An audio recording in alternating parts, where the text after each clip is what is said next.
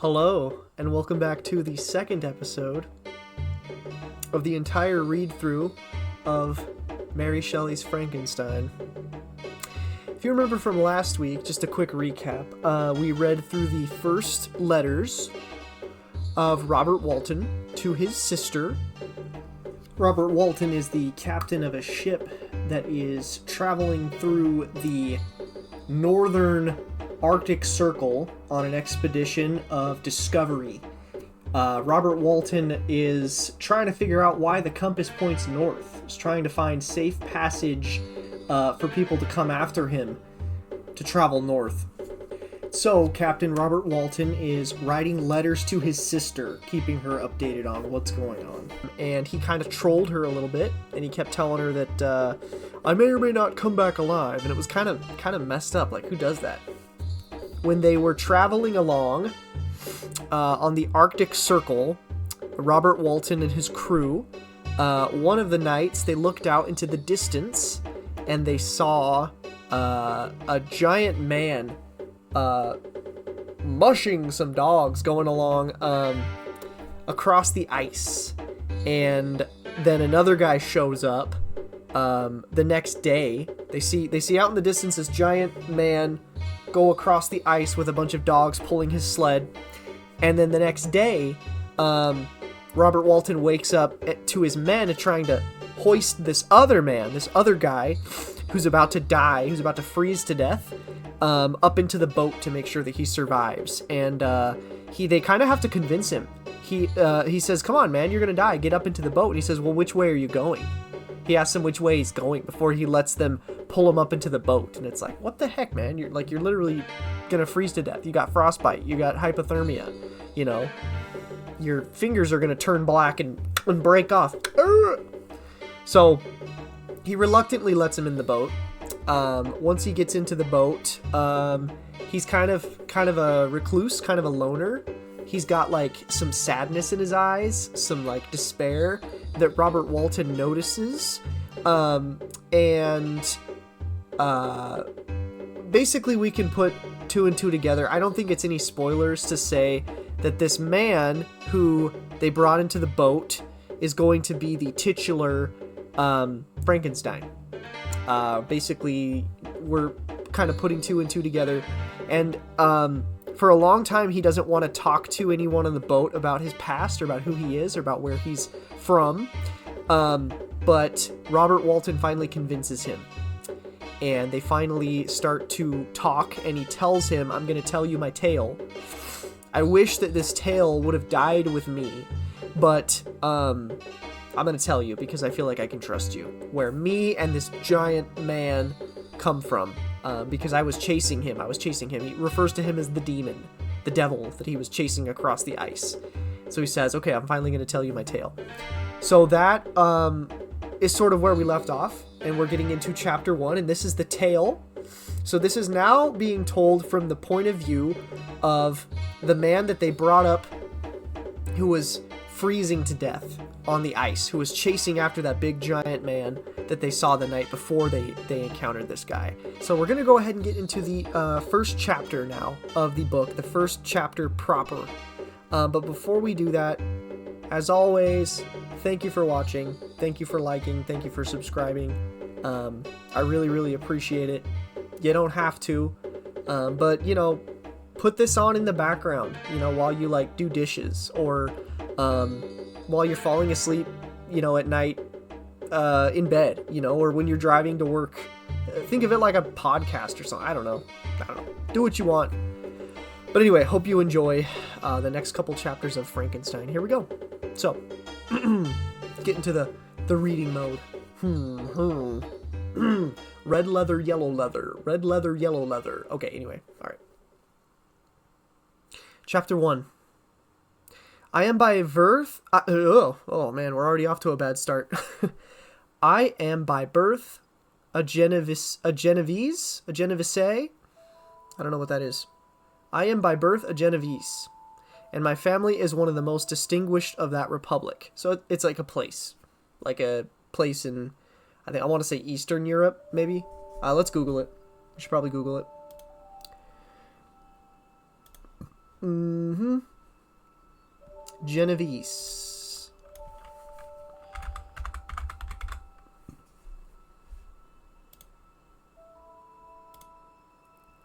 A native or inhabitant of Geneva, Switzerland. Oh, so he's from Switzerland. Geneva. He's a Genovese.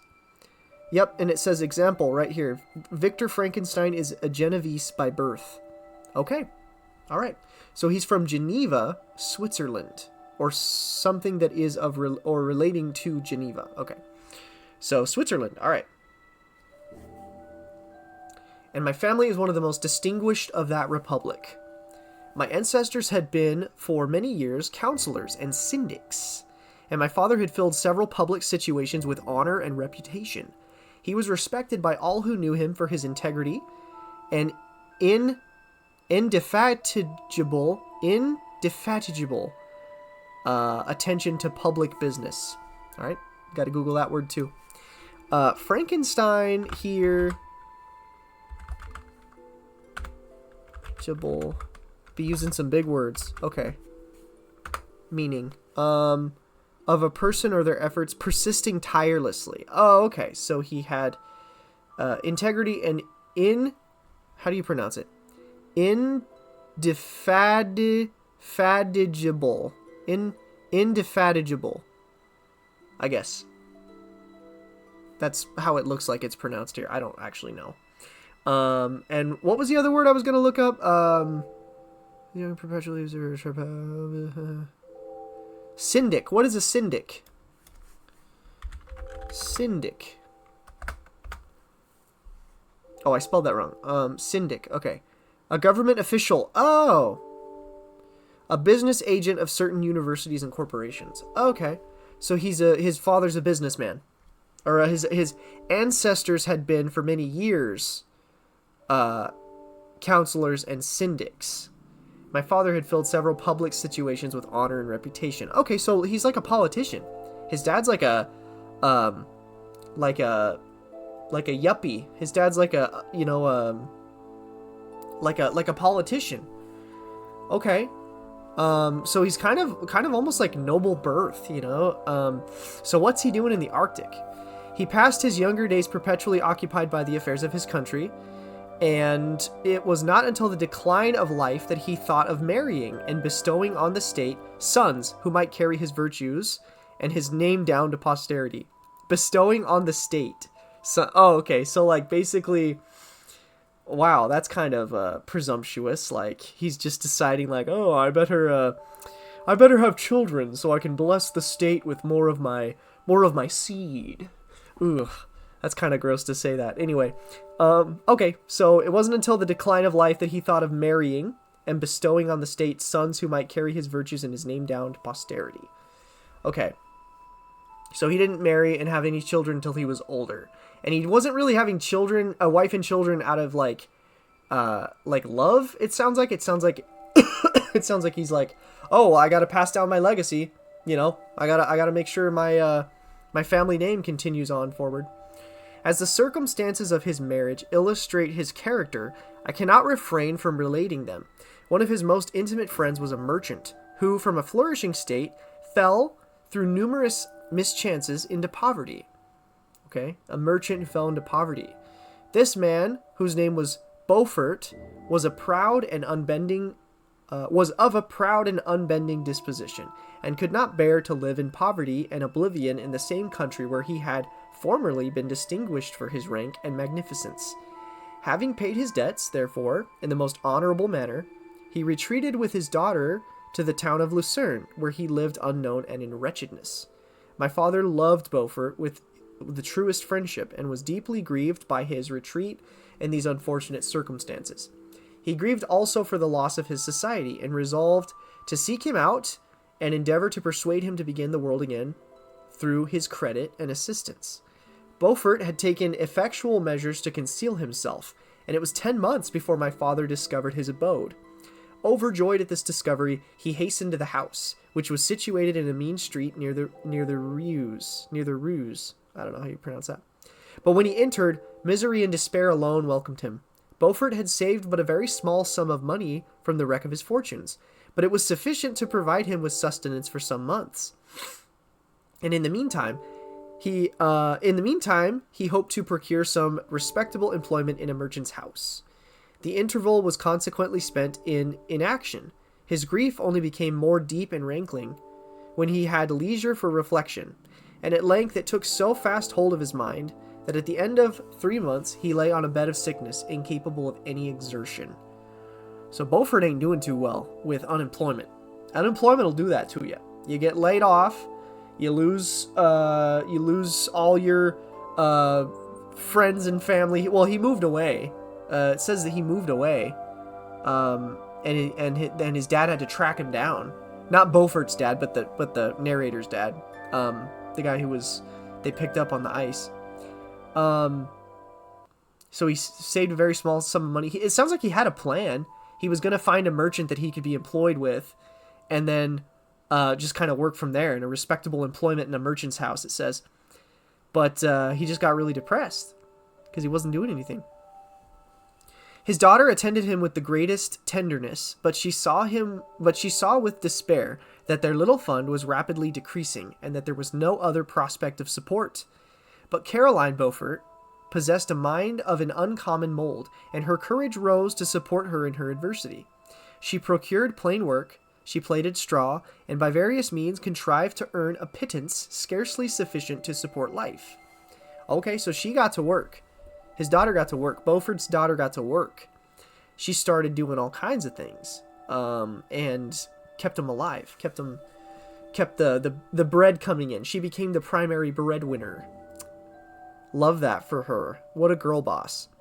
Several months passed in this manner. Her father grew worse. Her time was more entirely occupied in attending him.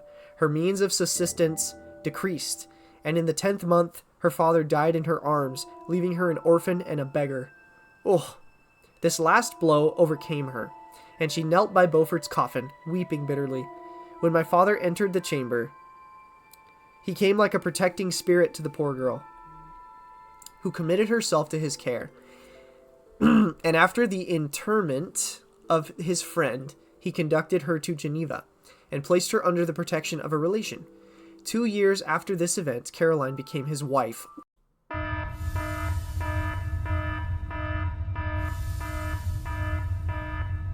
What?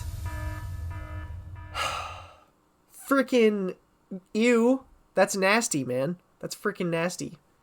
So his friend's daughter, he's like, oh, you can come live with me. I'll take care of you, girl. And then he frickin' marries her. I mean, I guess stuff like that was more common back in the day, but nasty. When my father became a husband and a parent, he found his time so occupied by the duties of his new station that he relinquished many of his public employments and devoted himself to the education of his children. Of these, I was the eldest and the destined successor to all his labors and utility. So that's good. That's good. He relinquished his public employments. I thought it was going to say he was going to be like a what do you call it? Like a absent father. Like he was just not going to be there. He's going to be like, I'm going to neglect my family because I am an important businessman and an important politician and public figure, and Geneva needs me. But no, he did the right thing, you know, is to relinquish many of his public employments and devote himself to the education of his children. Way to go. I applaud that. He's a creep who married his dead friend's daughter, who became an orphan and a beggar. But at least he takes care of his family. All right. Of these, I was the eldest and the destined successor to all his labors and utility. Okay. So narrator now is the oldest. And he's the older one.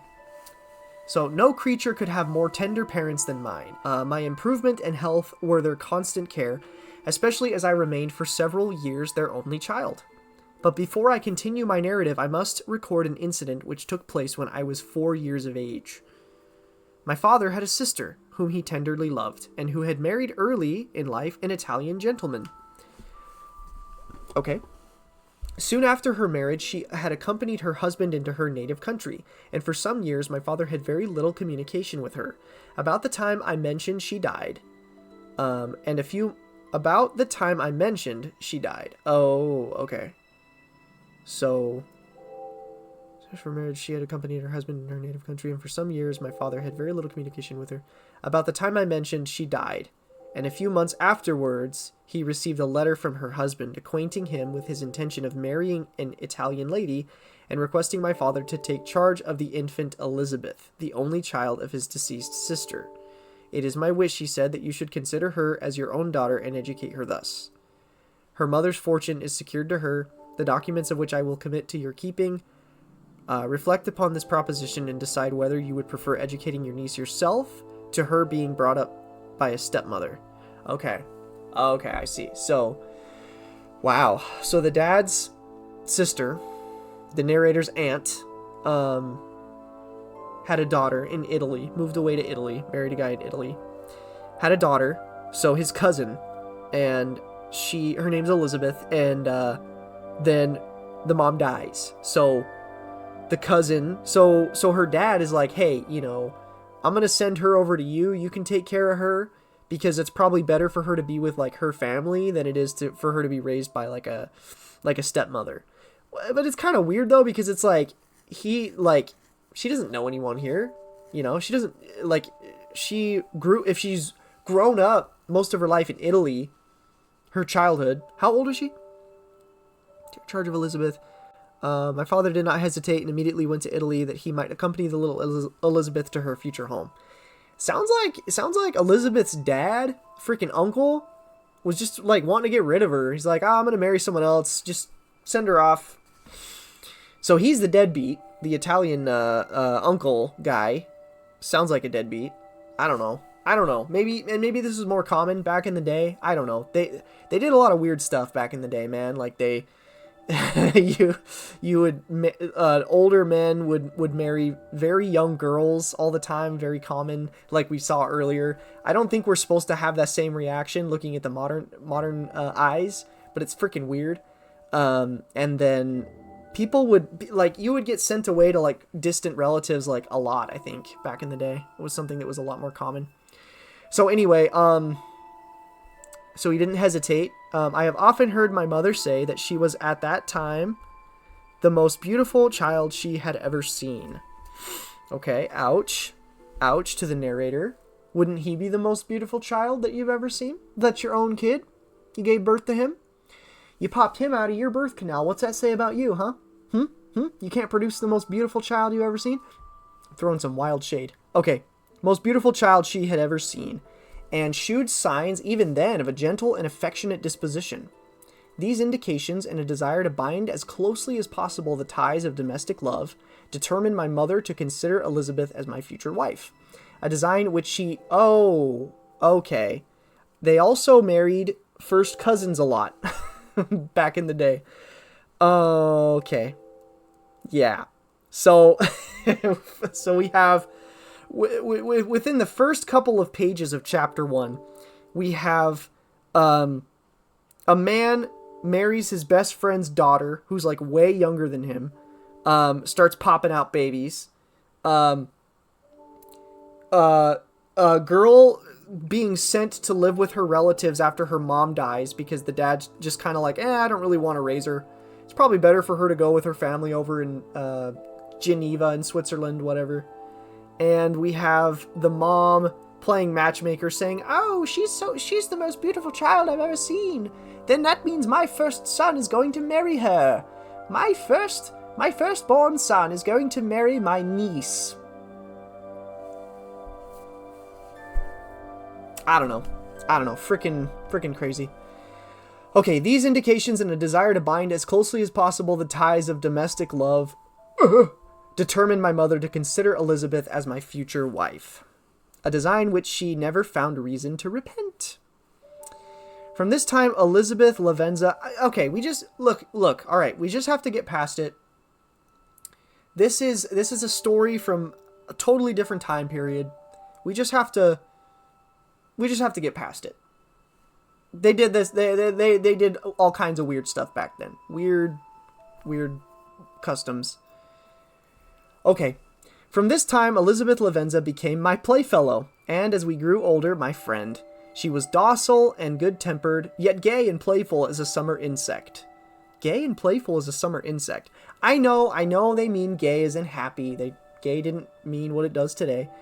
Gay and playful. The part I'm hung up on is a summer insect. I guess a summer insect is like bouncing around, just kind of going everywhere. I don't know. Like, I guess I picture like a grasshopper or something hopping around. Gay and is playful. So she's docile and good-tempered, yet gay and playful as a summer insect. Okay. So the mom thinks that she's the most beautiful, perfect child she's ever seen. And meanwhile, the narrator here is comparing her to an insect. Yeah, that's really good to call your future wife a summer insect. Compare your future wife to a freaking bug, freaking praying mantis. Compare her to a locust. Compare her to a... What's the ugliest bug that exists? I don't know. I'm trying to think of ugly bugs. Praying mantises are pretty ugly, though. Honestly, if I would have to say... If I had to pick a really freaky looking bug, like, I would probably go with praying mantis. They're just freaky looking. Those big eyes, they're like... Anyway, okay. Gay and playful as a summer insect. Although she was lively and animated, her feelings were strong and deep, and her disposition uncommonly affectionate. No one could better enjoy liberty. Yet no one could submit with more grace than she did to constraint and caprice. Her imagination was luxuriant, yet her capability of application was great. Her person was the image of her mind. Her hazel eyes, although as lively as a bird's, possessed an attractive softness. Oh, okay, now he's putting on the charm. Now this is how you'd expect him to describe his future wife. Her hazel eyes, although as lively as a bird's, possessed an attractive softness. Ooh, he's charming. Her figure was light and airy, and though capable of enduring great fatigue, she appeared the most fragile creature in the world. Oh. While I admired her understanding and fancy, I loved to tend on her, as I should on a favorite animal. Okay, don't compare her to an animal or a pet or an insect. Come on, man. Come on. I love to tend on her as I should on a favorite animal, and I never saw so much grace, both of person and mind, united to so little pretension. That's a pretty cool paragraph to describe her. So he likes her. He likes her, even though he thinks that she looks like an assassin bug. No, I'm just kidding. Okay. Everyone adored Elizabeth. If the servants had any request to make, it was always through her intercession. We were strangers to any species of disunion and dispute. That's a cool way to say you got along really good. We were strangers to any species of disunion and dispute, for although there was a great dissimilitude in our characters, there was inharmony in that very dissimilitude. Opposites attract. What can I say? Yin and yang. You know? Yin and yang. I was more calm and philosophical than my companion, yet my temper was not so yielding. My application was of longer endurance, but it was not so severe whilst it endured.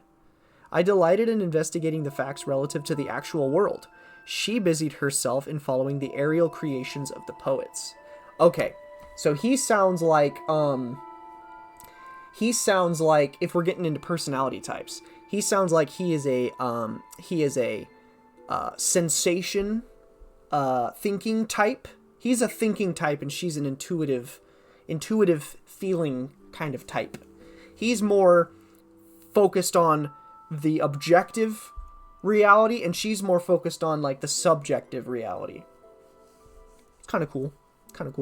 And it makes sense. Opposites really do attract. You know, they talk about that in Jungian psychology a lot. How you'll tend to be, whatever personality type you are, whatever you gravitate toward, you'll tend to be attracted to the opposite, because it's a way that you can project the inferior functions onto someone else that you don't really display. So in other words, like if you're a very logical thinker, then it's very common to be attracted typically to people who are more who think more with like their feelings, and they make judgments and decisions based more off of feeling. Neither one is good or bad or better than the other. It's just, anyway, so I just think it's really cool that Mary Shelley, she probably didn't know all of this about psychology. She probably didn't know all of this, about psychological types and personality types, but the fact that this is coming up like this in the novel is like very true to real life, and I think that's the mark of a good story. The mark of good art is when it can capture reality and when it can kind of depict what, is really going on. So anyway, let me see. She busied herself in following the aerial creations of the poets. So she's kind of intuitive feeling type, kind of like me. All right, anyway. The world was to me a secret, which I desired to discover. To her, it was a vacancy which she sought to people with imaginations of her own. So he kind of sounds like extrovert, and she kind of sounds like introvert too, honestly. The world was to me a secret, which I desired to discover. So he's thinking very objectively, and she's thinking very subjectively. To her, it was a vacancy, which she sought to people with imaginations of her own. So she's very intuitive type. Anyway, okay. My brothers were considerably younger than myself, but I had a friend in one of my schoolfellows who compensated for this deficiency. Henry Clerval. I'm just going to say Clerval. Henry Clerval was the son of a merchant of Geneva, an intimate friend of my father. He was a boy of singular talent and fancy. I remember when he was 9 years old, he wrote a fairy tale, which was the delight and amazement of all his companions. Oh, so he's kind of an artsy guy too. His favorite study consisted in books of chivalry and romance, and when we were very young, I remember that we used to act plays composed by him out of these favorite books, the principal characters of which were Orlando, Robin Hood, Amadis, and St. George. I don't know who that is. Is that supposed to be like Amadeus? Let me Google that. Who is Amadis? Oh, Amadis de Gaula. Greatest of knights errant, renowned in feats of arms. Okay, so he's like a fictional knight? Like a fictional knight, it sounds like? Maybe he was a real historical figure too, I don't know. It means the love of God. Oh, that's kind of cool. Amadis. Okay, or, yeah, because I could kind of see that. Like, Ama is like amor. And then Dis, like, maybe, like, Deus, or anyway, it doesn't matter. So, okay, so his friend Henry Clerval, he's a writer. He's got his head in the clouds. He likes fairy tales, and all of his companions they were delighted and amazed by a fairy tale that he wrote. So, okay, cool. No youth could have passed more happily than mine. Isn't that how all these stories start? I had such a happy childhood until I started freaking experimenting with dead people. My parents were indulgent and my companions amiable. Our studies were never forced, and by some means we always had an end placed in view, which excited us to ardor in the prosecution of them. It was by this method, and not by emulation, that we were urged to application. Elizabeth was not incited to apply herself to drawing, that her companions might not outstrip her, but through the desire of pleasing her aunt, by the representation of some favorite scene done by her own hand. That's kind of cool. We learned Latin and English that we might read the writings in those languages, and so far from study being made odious to us through punishment, we loved application, and our amusements would have been the labors of other children. Okay, so they enjoy. He's saying, yeah, our amusements would have been the labors of other children. So they liked learning. They liked studying. Sounds like Henry Clerval and Elizabeth are very much into the arts, very much into stories, into kind of subjective stuff. And it sounds like the narrator here is very much into which we can basically just say that this is Frankenstein. This is the doctor. Because who else would this be, right? He's chasing this creature, this giant man across the Arctic, and he gets picked up. He calls it the demon. So this is obviously, and it's the book that we're reading. We're finally into chapter 1. This is, the narrator at this point is Frankenstein. That's what we know. This is the doctor, not the monster, but the Dr. Frankenstein who makes the monster. So it sounds like he's more into science and stuff. His future wife and his best friend are very much into like the arts and like painting. Like she likes to draw things. His best friend likes to write fairy tales and compose plays, but he seems like he's much more into like objective science and stuff. So which adds up, with what we know that he's going to go on and do in the future, because he's like a mad scientist, right? Eventually, I don't know.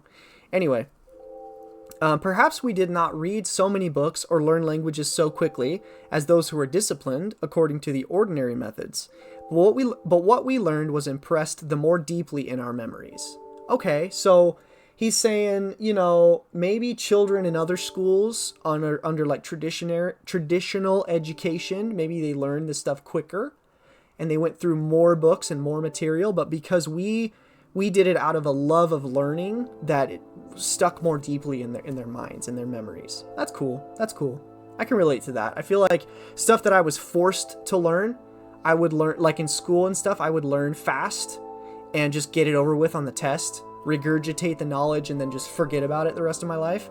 But the stuff that I actually take the time because I'm passionate about, like to learn, it stays with me forever, and so I think that's pretty cool. I can relate to that.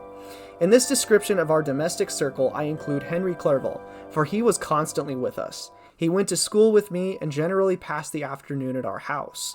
For being an only child and destitute of companions at home, his father was well pleased that he should find associates at our house, and we were never completely happy when Clerval was absent. Okay, so he practically lives at their house. Best friend, he's over there all the time.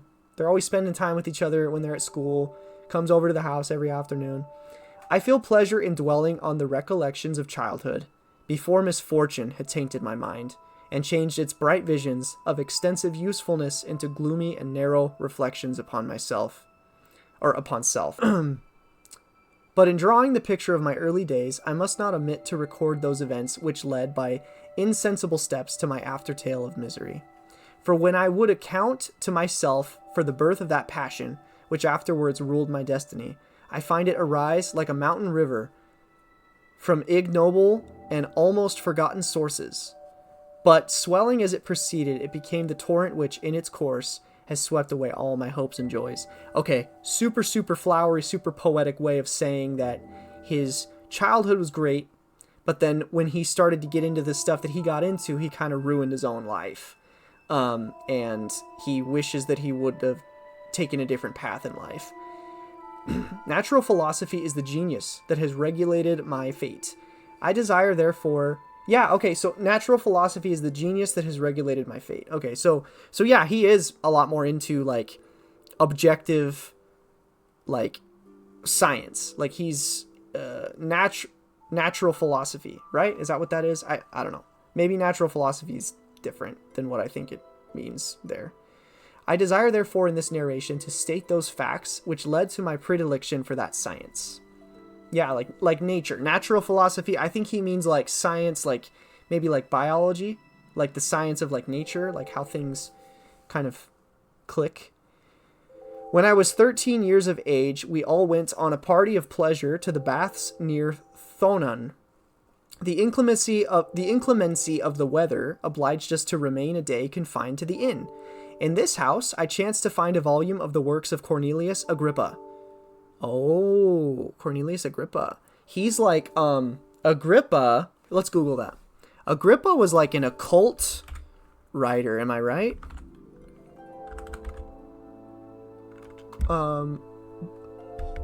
Agrippa, Book of the Dead? Hold on. Cornelius Agrippa. German, oh, maybe not. Am I thinking of something different? German polymath and scientist and physician. Okay. Heinrich Cornelius Agrippa von Netzsheim was a German Renaissance polymath, physician, legal scholar, soldier, knight, theologian, and occult writer. Okay, I was right about that. Yes. So he was an occult writer as well. Agrippa's 3 books of occult philosophy, published in 1533, drew heavily upon Kabbalah, Hermeticism, and Neoplatonism. Okay, so he's starting to go down this path into the occult, is what it sounds like, by reading Cornelius Agrippa. So he says, in this house, I chanced to find a volume of the works of Cornelius Agrippa. I opened it with apathy. So he's just like, yeah, whatever, it's just a book. The theory which he attempts to demonstrate and the wonderful facts which he relates soon change this feeling into enthusiasm. Okay. So he opens it, he's just like, it's just a book to read, but as he read it, he got excited about it. A new light seemed to dawn upon my mind, and bounding with joy, I communicated my discovery to my father. I cannot help remarking here the many opportunities instructors possess of directing the attention of their pupils to useful knowledge, which they utterly neglect. My father looked carelessly at the title page of my book and said, "Ah, Cornelius Agrippa, my dear Victor, do not waste your time upon this. It is sad trash." All right. If, instead of this remark, my father had taken the pains to explain to me that the principles of Agrippa had been entirely exploded, and that a modern system of science had been introduced, which possessed much greater powers than the ancient, because the powers of the latter were chimerical, with those of the former, while those of the former were real and practical. Under such circumstances, I should certainly have thrown Agrippa aside, and with my imagination, warmed as it was, should probably have applied myself to the more rational theory of chemistry, which has resulted from modern discoveries. It is even possible that the train of my ideas would never have received the fatal impulse that led to my ruin.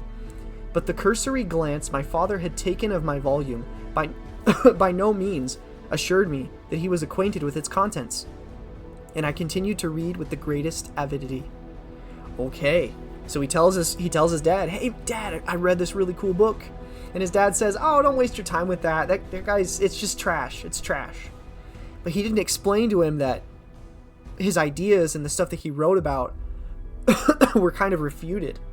He didn't explain to him that this stuff was proven wrong, and that modern science has kind of trumped most of his ideas. So it just kind of stoked a fire in him to continue reading into this stuff.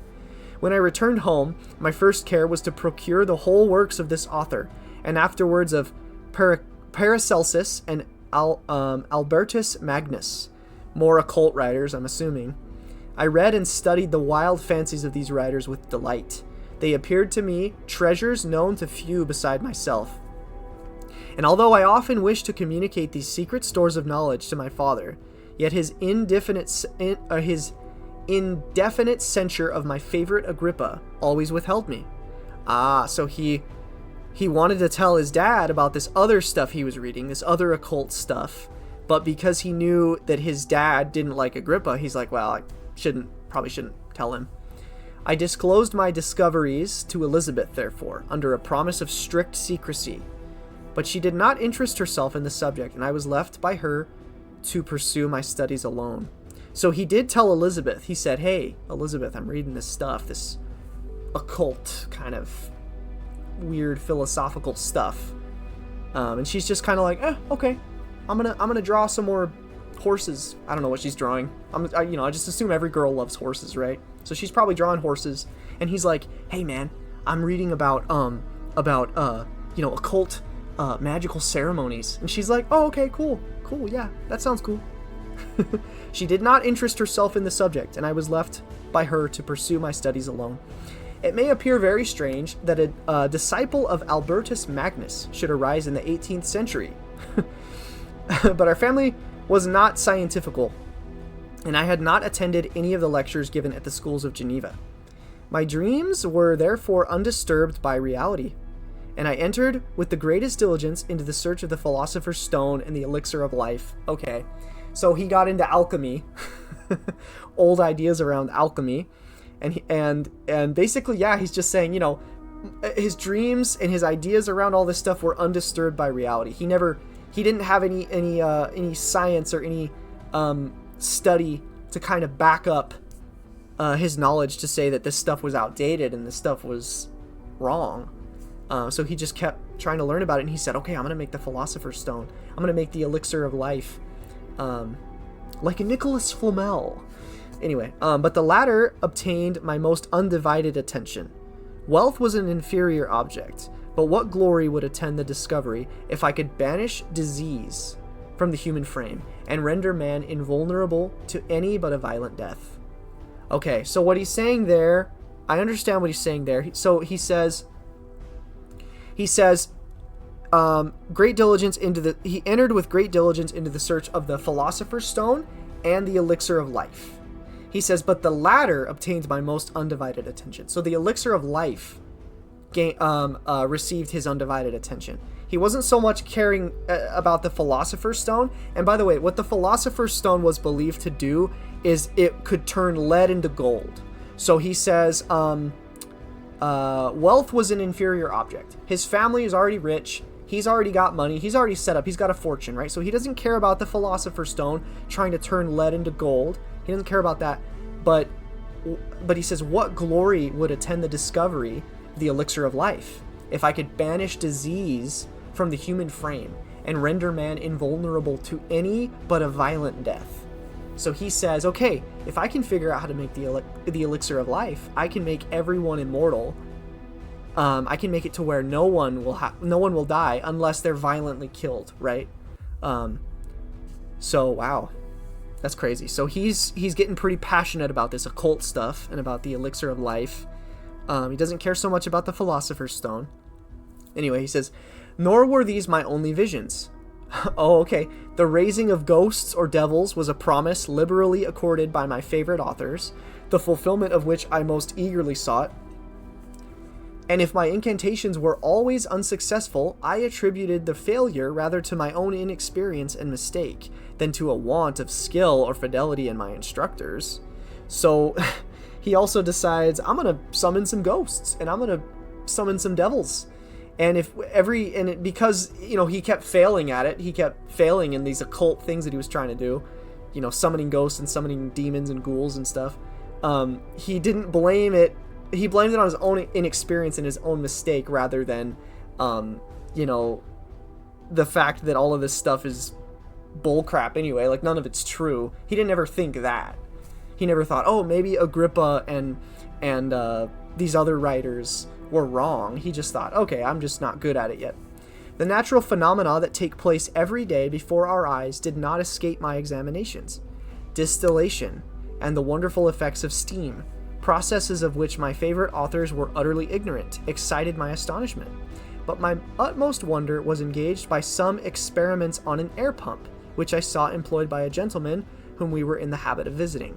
Okay, so now he's starting to notice some other actual scientific, inventions like steam power and an air pump. I don't know. We'll see. The ignorance of the early philosophers on these and several other points served to decrease their credit with me, but I could not entirely throw them aside before some other system should occupy their place in my mind. When I was about 15 years old, we had retired to our house near Bellerive, near Bellerive, when we witnessed a most violent and terrible thunderstorm. It advanced from behind the mountains of Jura, and the thunder burst at once with frightful loudness from various quarters of the heavens. I remained while the storm lasted, watching its progress with curiosity and delight. As I stood at the door, on a sudden, I beheld a stream of fire issue from an old and beautiful oak, which stood about 20 yards from our house.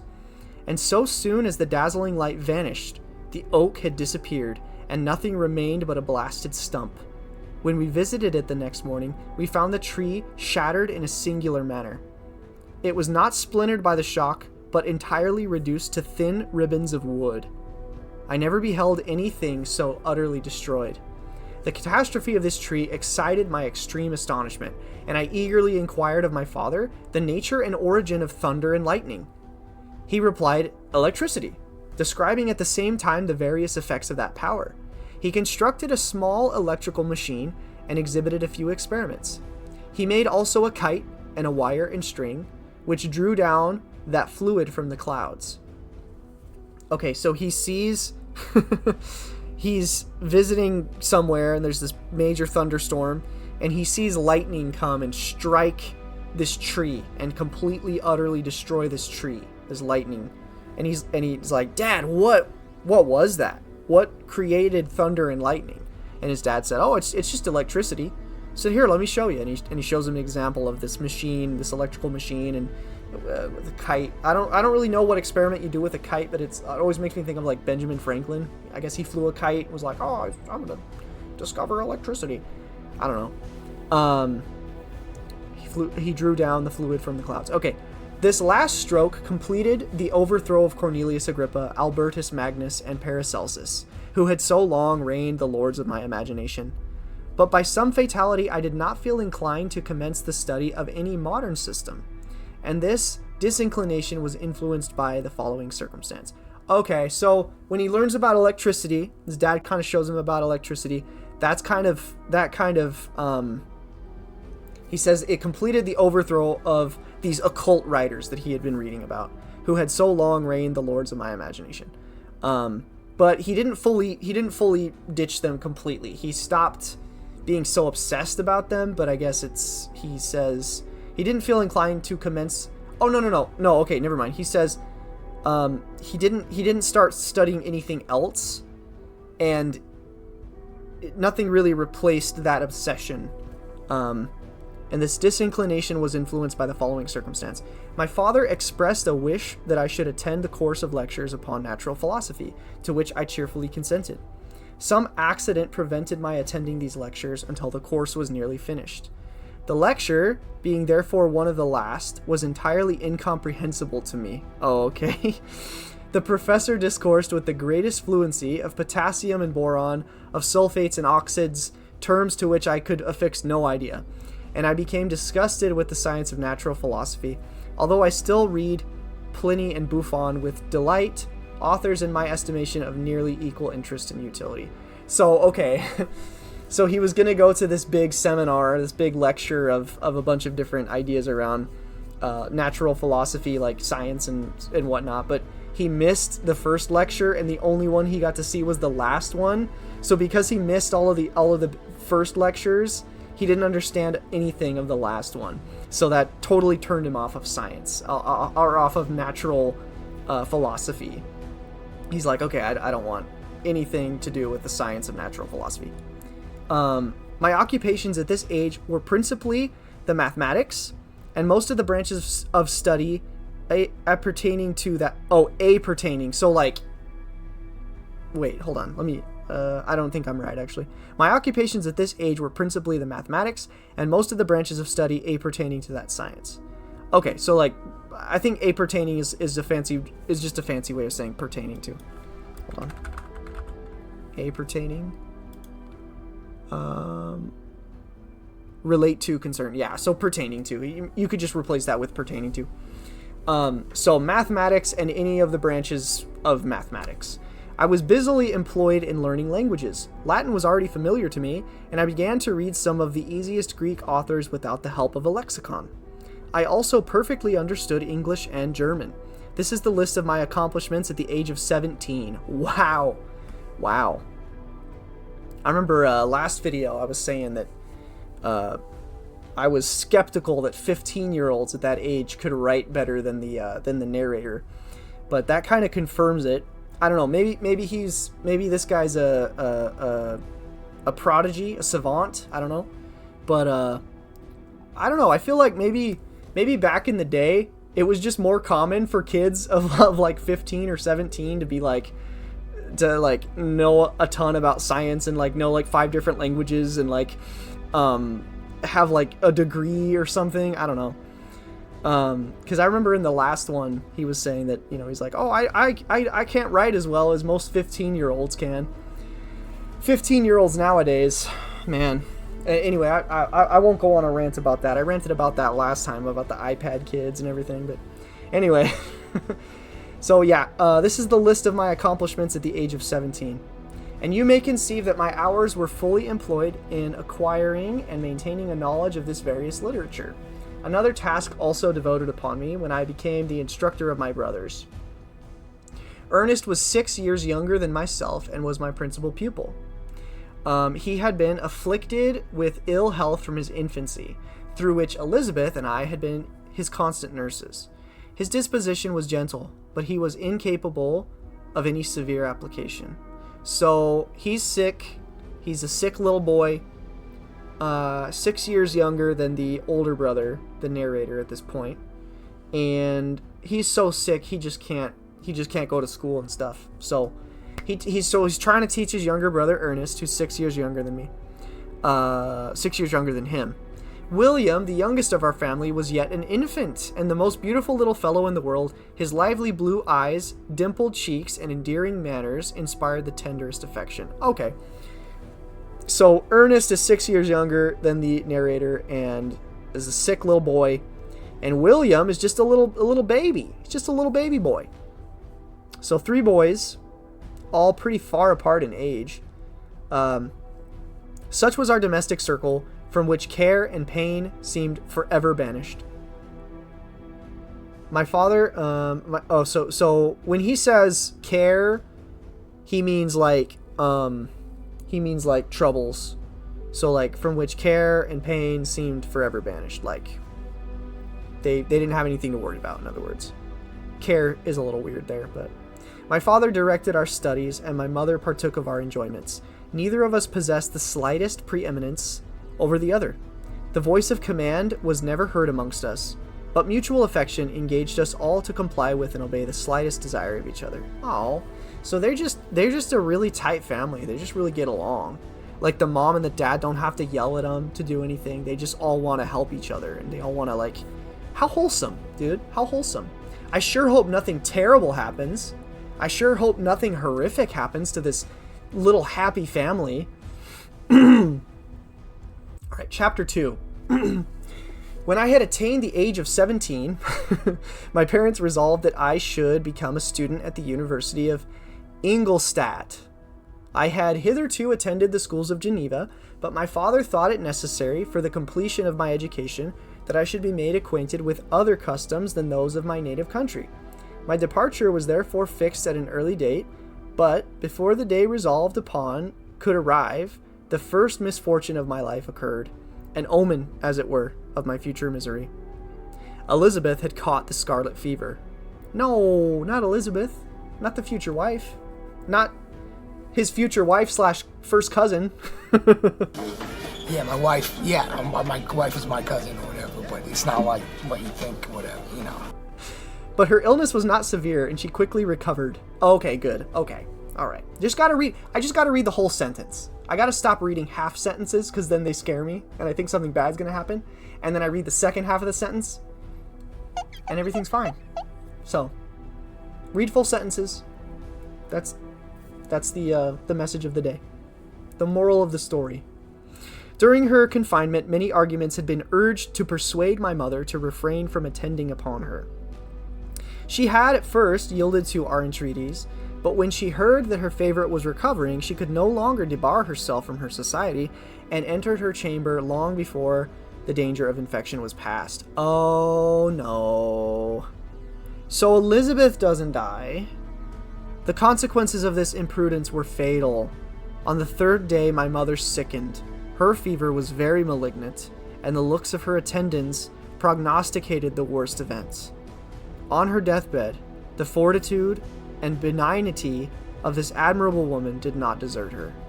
Oh, so the mom is so freaking wholesome and loving that when the cousin in her care, Elizabeth, her niece, gets scarlet fever, she's like, I gotta take care of this little baby. I gotta take care of this little girl. She got scarlet fever.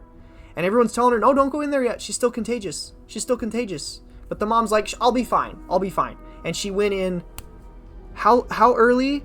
Entered her chamber long before the danger of infection was past. Ah, she's such a freaking wholesome, she's such a good mom. She's got to go in there to help her. And then it ended up being fatal. She ended up dying. She got the scarlet fever. So Elizabeth caught scarlet fever first. She survived, but the mom got it as well because she just couldn't leave her by herself. Had to take care of her. And on her deathbed, it says, she joined the hands of Elizabeth and myself. My children, she said, my firmest hopes of future happiness were placed on the prospect of your union. This expectation will now be the consolation of your father. Elizabeth, my love, you must supply my place to your younger cousins. Alas, I regret that I am taken from you. And, happy and beloved as I have been, is it not hard to quit you all? But these are not thoughts befitting me. I will endeavor to resign myself cheerfully to death, and will indulge a hope of meeting you in another world. Wow. So her final wish is that they get married, that her oldest son and her niece get married, and that Elizabeth takes care of the younger cousins. She says, you know, you need to basically take my place now. And she's like, oh, but don't cry about me. I'm going to be as cheerful as possible. I don't want to make this any harder than it already is. And I'll see you in another world. She died calmly, and her countenance expressed affection even in death. I need not describe the feelings of those whose dearest ties are rent by that most irreparable evil, the void that presents itself to the soul, and the despair that is exhibited on the countenance. It is so long before the mind can persuade itself that she, whom we saw every day, and whose very existence appeared a part of our own, can have departed forever. That the brightness of a beloved eye can have been extinguished, and the sound of a voice so familiar and dear to the ear can be hushed, never more to be heard. These are the reflections of the first days, but when the lapse of time proves the reality of the evil, then the actual bitterness of grief commences. Yet, from whom has not that rude hand rent away some dear connection? And why should I describe a sorrow which all have felt, and must feel? The time at length arrives when grief is rather an indulgence than a necessity, and the smile that plays upon the lips, although it may be deemed sacrilege, is not banished. My mother was dead, but we had still duties which we ought to perform. We must continue our course with the rest, and learn to think ourselves fortunate, whilst one remains whom the spoiler has not seized. Wow. That's a really cool paragraph. That was really good. Basically, he's saying, you know, everyone knows what it's like to lose a loved one.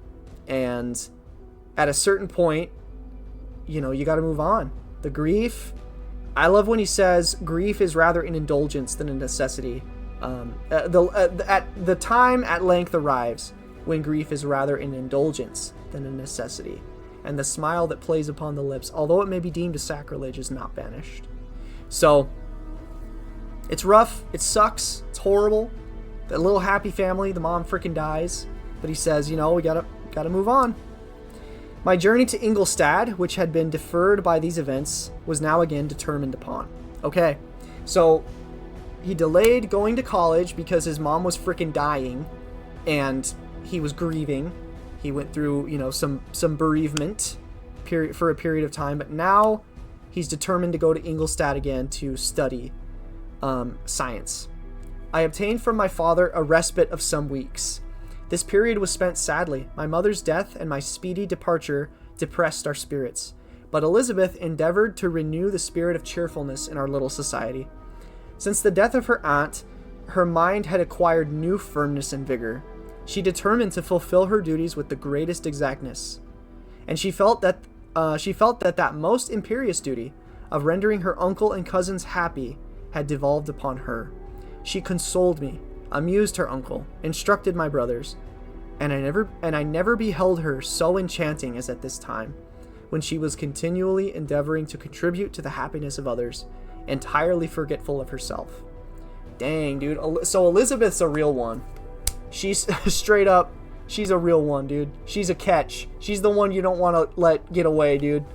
So everyone's grieving, and she just kind of steps up and is like, okay, I'm taking charge. I'm taking care of everyone. I'm going to make sure everybody's happy. Everybody's okay. I'm going to console everyone. I'm going to amuse everyone. What a real one. So Elizabeth's cool. Elizabeth's really cool. The day of my departure at length arrived to Ingolstadt. So the day of his departure to college arrived. I had taken leave of all my friends, excepting Clerval, who spent the last evening with us. So his best friend, Henry Clerval. He bitterly lamented that he was unable to accompany me, but his father could not be persuaded to part with him, intending that he should become a partner with him in business, in compliance with his favorite theory that learning was superfluous in the commerce of ordinary life. Henry had a refined mind. He had no desire to be idle, and was well pleased to become his father's partner, but he believed that a man might be a very good trader, and yet possess a cultivated understanding. So Henry's dad is like, you don't need to go to college. You're going to take over the family business. You don't need some fancy degree. I'm just going to give you the family business, son. You're going to take over. Obviously, he didn't talk with that accent if they're in Switzerland. But yeah, he's like, you don't need some fancy schmancy education, son. And so Henry's like, well, Dad, I mean, if I get a degree, if I get some kind of education, it's just going to make me a better trader, just going to make me a better merchant, better businessman. So Henry wants to go to Ingolstadt. He wants to go to college with the narrator, with Frankenstein. But his dad's like, nah. So anyway, we sat late listening to his complaints and making many little arrangements for the future. So he says that the night before he's going off to college, they got together. The day my departure had arrived, I had taken leave of all my friends excepting Clerval, who spent the last evening with us. So the last evening before he's going to go to college, they're all together. Henry Clerval is with him. So he says, we sat late listening to his complaints and making many little arrangements for the future. Oh, so they're making plans. I relate to that. You know, when after I graduated and moved out of town, all of my friends that I grew up with, you know, in high school, we made a bunch of plans and stuff, and we were like, oh yeah, I'm gonna come back and we're gonna do all this stuff, and like we didn't end up doing half of the things that we said we were gonna do, but I mean, you know, you can relate to this. This is like a very real, it's like a very relatable real book. Like, it's super good writing. The next morning early I departed. Tears gushed from the eyes of Elizabeth. Aw, she's just a tender-hearted little girl. They proceeded partly from sorrow at my departure, and partly because she reflected that the same journey was to have taken place 3 months before, when a mother's blessing would have accompanied me. Oh, yeah. So she's crying because she's like, oh, I don't want to see you leave, but also, you know, you got to leave without saying goodbye to your mom because she's dead. Mom's dead. Hate to tell you, kid, but your dad's dead. Actually, I kind of like saying that. Haha, your dad's dead. I threw myself into the to the chaise that was to convey me away. Is that like a carriage? Is that how do you pronounce that? It's like a chair? I threw myself into the how do you pronounce that? Yeah. It's like it. Oh, it's chaise. It's chaise. Oh, historical. Okay, yeah, a horse-drawn carriage for 1 or 2 people, typically one with an open top and 2 wheels. So he threw himself into the chaise. Oh, so fancy. It's a chaise. Okay, so he got into the carriage. He got into the horse-drawn carriage that was to convey me away, and I indulged in the most melancholy reflections. I, who had ever been surrounded by amiable companions, continually engaged in endeavoring to bestow mutual pleasure, I was now alone. In the university whither I was going, I must form my own friends and be my own protector. My life had hitherto been remarkably secluded and domestic, and this had given me invincible repugnance to my countenances. I loved my brothers, Elizabeth and Clerval. These were old familiar faces, but I believed myself totally unfitted for the company of strangers. Such were my reflections as I commenced my journey, but as I proceeded, my spirits and hopes rose. I ardently desired the acquisition of knowledge. I had often, when at home, thought it hard to remain during my youth cooped up in one place, and had longed to enter the world and take my station among other human beings. Now my desires were compiled with, and it would indeed have been folly to repent. Oh, now my desires were complied with, not compiled. Okay, so he's saying, you know, I've never been away from home, never been away from all the people I grew up with, my tribe, my people. So he's going off on his own, so he's got mixed feelings, but he's really excited to get his education on and to make his place take his station among other human beings, he says. I had sufficient leisure for these and many other reflections during my journey to Ingolstadt, which was long and fatiguing. At length, the high white steeple of the town met my eyes. I alighted and was conducted to my solitary apartment to spend the evening as I pleased. The next morning, I delivered my letters of introduction and paid a visit to some of the principal professors, and among others to M. Krimp, professor of natural philosophy. Okay. He received me with politeness and asked me several questions concerning my progress in the different branches of science, pertaining to natural philosophy. I mentioned, it is true, with fear and trembling, the only authors I had ever read upon those subjects. The professor stared. Have you, he said, really spent your time in studying such nonsense? I replied in the affirmative. So he tells the professor, I've only really read these like outdated writers who were like dabbling in like occult, like ritual stuff. And the professor's like, really? You've only read them? Like that's all of that nonsense? You really spent all your time studying such nonsense? I replied in the affirmative, every minute. Continued M. Kremp with warmth, every instant that you have wasted on those books is utterly and entirely lost. You have burdened your memory with exploded systems and useless names.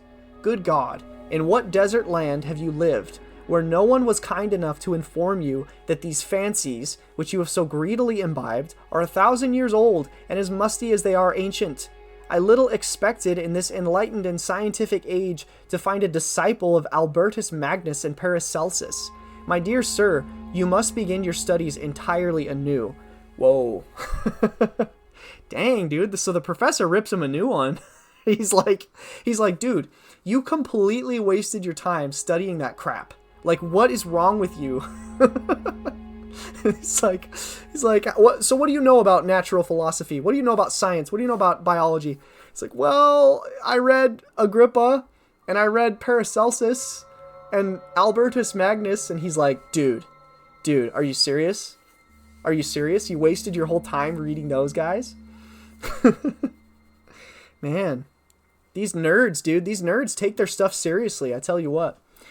So saying, he stepped aside and wrote down a list of several books treating of natural philosophy, which he desired me to procure, and dismissed me. After mentioning that in the beginning of the following week he intended to commence a course of lectures upon natural philosophy in its general relations, and that M. Waldman, a fellow professor, would lecture upon chemistry the alternate days that he missed. Okay, so he says, all right, get to work. Start reading. Here's, the topics. We're going to start, you got to start completely over from scratch. I returned home not disappointed, for I had long considered those authors useless whom the professor had so strongly reprobated. Okay, so he agreed. I mean, and it said at one point when he learned about electricity that he decided that all of these authors from like 100 years ago were stupid. It says 1,000 years ago. Dang. Human history is wild, dude. So he says, yeah, he agrees with the professor for the most part. He says, but I did not feel much inclined to study the books which I procured at his recommendation. M. Kremp was a little squat man with a gruff voice and repulsive countenance. The teacher therefore did not prepossess me in favor of his doctrine. So he did rub him the wrong way because he hates him. He's just like, yeah, he's like an annoying little guy, and I didn't like the way he talked to me, and he smelled bad. Repulsive countenance. Anyway, besides, I had a contempt for the uses of modern natural philosophy. That's right. So he doesn't like natural philosophy. He doesn't like science. He doesn't like biology. He doesn't like chemistry because he rubbed him the wrong way. He went to that lecture. He didn't understand the word that they were talking about. So he just doesn't want to mess with natural philosophy. It was very different when the masters of the science sought immortality and power. Such views, although futile, were grand. But now the scene was changed. The ambition of the inquirer seemed to limit itself to the annihilation of those visions on which my interest in science was chiefly founded. I was required to exchange chimeras of boundless grandeur for realities of little worth. That is true. All of these occult writers and stuff talk about, the philosopher's stone and immortality and creating, like, magic thinking, basically. They had all this magic thinking that they were like, oh yeah, we can turn lead into gold. and we can, find the elixir of life, and we can live forever. And so all of that stuff, he got wrapped up in all of that in his mind, that now natural science and natural philosophy, he just finds it boring. He finds it like kind of lame, I can relate to that, in a way where it's like, I didn't like chemistry. I thought chemistry was boring. I didn't understand what they're talking about. Like half the time they're like, this element does this thing. And, we had some cool, some cool experiments. Like we made like freaking like elephant toothpaste. That was kind of cool. But anyway, such were my reflections during the first 2 or 3 days, spent almost in solitude. But as the ensuing week commenced, I thought of the information which M. Kremp had given me concerning the lectures. And although I could not consent to go and hear that little conceited fellow deliver sentences out of a pulpit, he's throwing shade at this professor. He's like, he was a short little man with an annoying voice and a repulsive countenance, and he's a conceited little fellow. So he said, I recollected what he had said of M. Waldman, whom I had never seen, and he had hitherto been out of town. Partly from curiosity and partly from idleness, I went into the lecturing room, which M. Waldman entered shortly after. This professor was very unlike his colleague. He appeared about 50 years of age, but with an aspect expressive of the greatest benevolence. A few gray hairs covered his temples, but those at the back of his head were nearly black. His person was short, but remarkably erect, and his voice the sweetest I had ever heard. So his person was short, but remarkably erect. So, erect in this instance doesn't mean what you think it means. It means that he had good posture. He stood tall, okay? So he was short, but he stood up straight, and he walked into the room, commanding presence, benevolent presence, and his voice the sweetest I had ever heard. He began his lecture by a recapitulation of the history of chemistry and the various improvements made by different men of learning, pronouncing with fervor the names of the most distinguished discoverers. He then took a cursory view of the present state of the science and explained many of its elementary terms. After having made a few preparatory experiments, he concluded with a panegyric upon modern chemistry, the terms of which I shall never forget. What does that mean?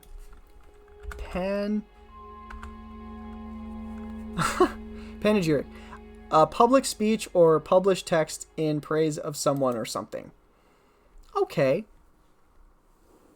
Upon modern chemistry. So he's praising modern chemistry.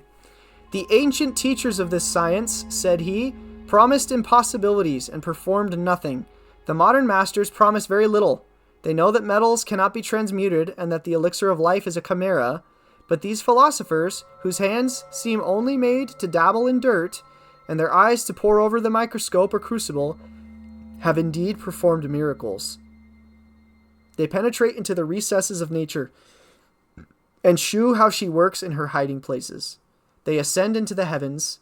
They have discovered how the blood circulates, and the nature of the air we breathe. They have acquired new and almost unlimited powers. They can command the thunders of heaven, mimic the earthquake, and even mock the invisible world with its own shadows. I departed highly pleased with the professor in his lecture, and paid him a visit the same evening. His manners in private were even more mild and attractive than in public, for there was a certain dignity in his mien.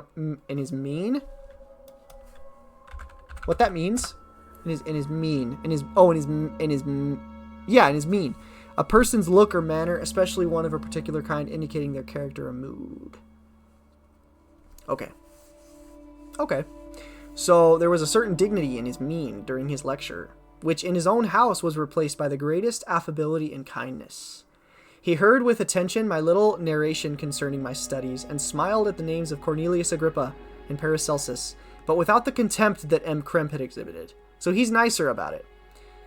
He said that these were men whose indefatigable zeal modern philosophers were indebted for most of the foundations of their knowledge.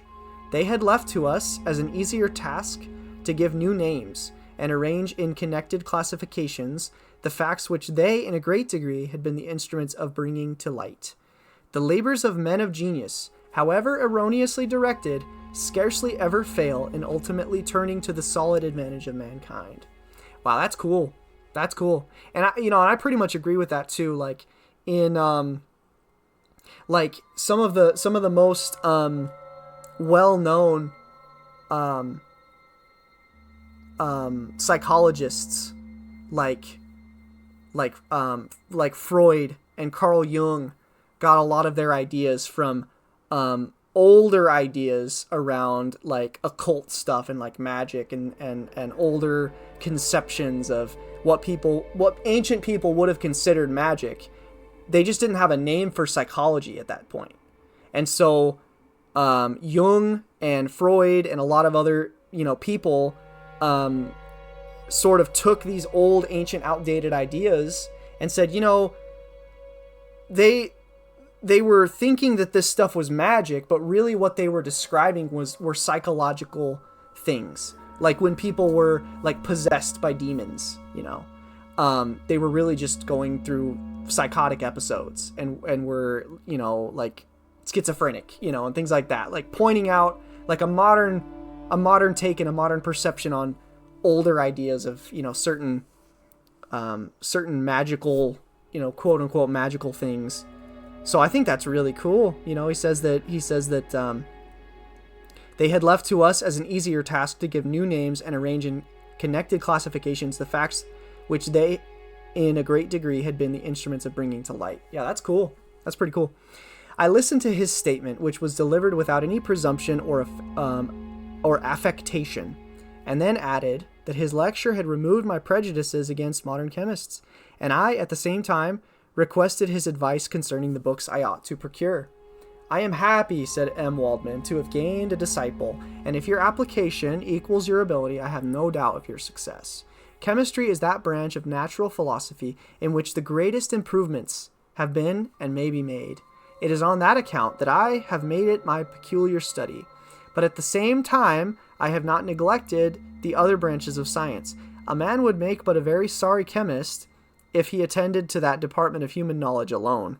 If your wish is to become really a man of science, and not merely a petty experimentalist, I should advise you to apply to every branch of natural philosophy, including mathematics. So he's telling him you can't just learn one thing. Like, I'm glad that you think that chemistry's cool now. I'm glad that you think chemistry's chill, but you gotta study everything, especially math. You gotta learn mathematics. And every branch of natural philosophy. That's cool.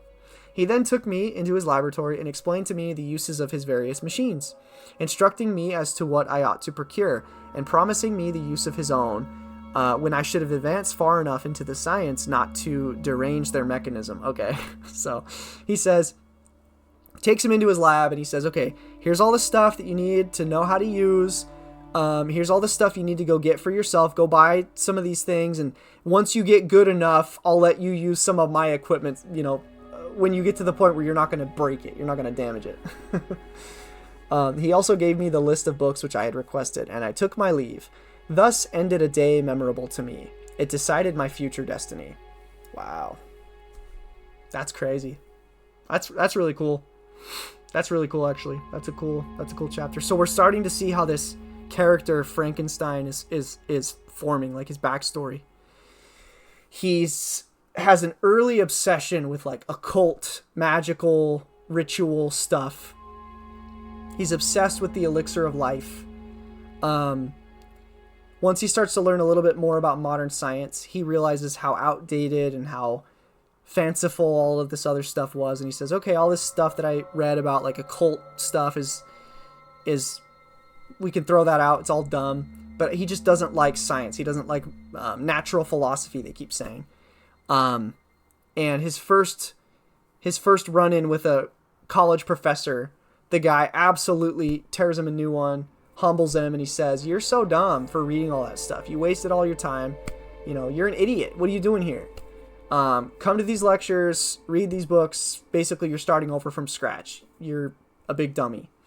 And so he's mad at that guy, but he comes to one of the other lectures, and this professor's a really chill guy, really chill dude. And he talks about how, just because these ancient people had an incorrect conception of what was going on in reality, they were still tapping into the truth, but they had a wrong idea about it. They just had a wrong perspective, and they thought they were too wrapped up in medieval magical thinking, and that, you know, modern science, we owe everything that we have in modern science, in chemistry and all these different things, to the older ideas around like alchemy, you know, with the Philosopher's Stone and like elixir of life. The alchemy of yesterday has become the chemistry of today, and that all of these, you know, ancient people, they had these really big ideas. They wanted to, you know, create a stone that could turn lead into gold. They wanted to create an elixir of life that would make people immortal. And he's saying nowadays, science may be a little bit more boring. Chemistry might be a little bit more boring than like magical alchemy. But the miracles that we're able to produce with chemistry, modern chemistry, and modern science, is way more than any of them could have ever dreamed or hoped. All these ancient people, it's way more than what they could have ever dreamed of achieving and creating.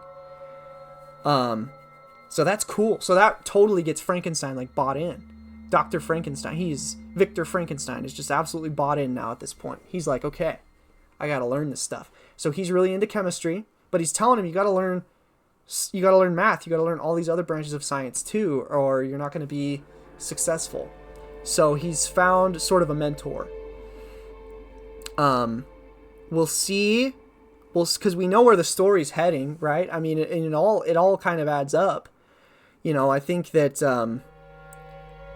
I'm just really interested to see how this is going to be, how his ambition is going to be corrupted, and how it's going to turn into this you know, negative thing, where he creates this monster. So let's see. You know, not to get into spoilers, but we know where this is headed, basically. So okay. Chapter 3. From this day, natural philosophy, and particularly chemistry, in the most comprehensive sense of the term, became nearly my sole occupation. I read with ardor those works, so full of genius and discrimination, which modern inquirers have written on these subjects. I attended the lectures and cultivated the acquaintance of the men of science of the university, and I found even in M. Krempe a great deal of sound sense and real information, combined, it is true, with a repulsive physiognomy and manners. Okay, but not on that account the less valuable. So even the professor that he really despised, that ripped him a new one, he says even he had a lot of really good ideas, really good information, even though he was repulsive and a horrible person. Man, he really does not like this M. Krempe guy. Anyway, in M. Waldman, I found a true friend. His gentleness was never tinged by dogmatism, and his instructions were given with an air of frankness and good nature that banished every idea of pedantry. It was perhaps the amiable character of this man that inclined me more to that branch of natural philosophy which he professed, than an intrinsic love for the science itself. So he's admitting that what really drew him into chemistry was this man, how great this man was. To want to be more like this guy, he wanted to study chemistry, right? But this state of mind had place only in the first steps toward knowledge. The more fully I entered into the science, the more exclusively I pursued it for its own sake. That application, which at first had been a matter of duty and resolution, now became so ardent and eager that the stars often disappeared in the light of the morning whilst I was yet engaged in my laboratory. So he's up all night. Oh, that's cool, man. The stars often disappeared in the light of the morning whilst I was yet engaged in my laboratory. So he's so wrapped up into chemistry, so into it now, that he's pulling all-nighters. He doesn't even realize. He's just so bought into natural philosophy. As I applied so closely, it may be easily conceived that I improved rapidly. My ardor was indeed the astonishment of the students, and my proficiency that of the masters. Whoa. That's cool. So the rest of the students notice that he's like this shining star, and all of the masters are noticing how good and proficient he is. Professor Krempe often asked me with a sly smile how Cornelius Agrippa went on. What a jerk. Whilst M. Waldman expressed the most heartfelt exultation in my progress. So freaking Krimp is like making fun of him, holding on to the fact that he, was into these like occult writers and making fun of him and stuff. What a jerk. Okay, so Professor Krimp is kind of like the Severus Snape of this school. 2 years passed in this manner, during which I paid no visit to Geneva, but was engaged heart and soul in the pursuit of some discoveries which I hope to make. So he spent 2 years at school, 2 solid years just learning, and he didn't visit home for 2 years. Just fully bought in, heart and soul, burning the candle at both ends, learning chemistry in his lab. None but those who have experienced them can conceive of the enticements of science. In other studies, you go so far as others have gone before you, and there is nothing more to know. But in a scientific pursuit, there is a continual food for discovery and wonder. A mind of moderate capacity, which closely pursues one study... A mind of moderate capacity, which closely pursues one study, must infallibly arrive at great proficiency in that study. And I, who continually sought the attainment of one object of pursuit and was solely wrapped up in this, I improved so rapidly that at the end of 2 years I made some discoveries in the improvement of some chemical instruments, which procured me great esteem and admiration at the university. Wow, so he even figured out, he's so wrapped up in it, he even figured out how to improve a couple of the lab instruments. And so he's a hot shot. People are really liking him, and has great esteem and admiration at the university. When I had arrived at this point and had become as well acquainted with the theory and practice of natural philosophy as depended on the lessons of any of the professors at Ingolstadt, my residence there being no longer conducive to my improvements, I thought of returning to my friends in my native town, when an incident happened that protracted my stay. So he's considering leaving because he's learned all that he can learn. He's like, I don't think this is really benefiting me here anymore. Maybe I should go home, check on, back at the farm. They don't live on a farm. It's like an estate or whatever, but his rich politician dad. But something happens. So something happens that made him stay.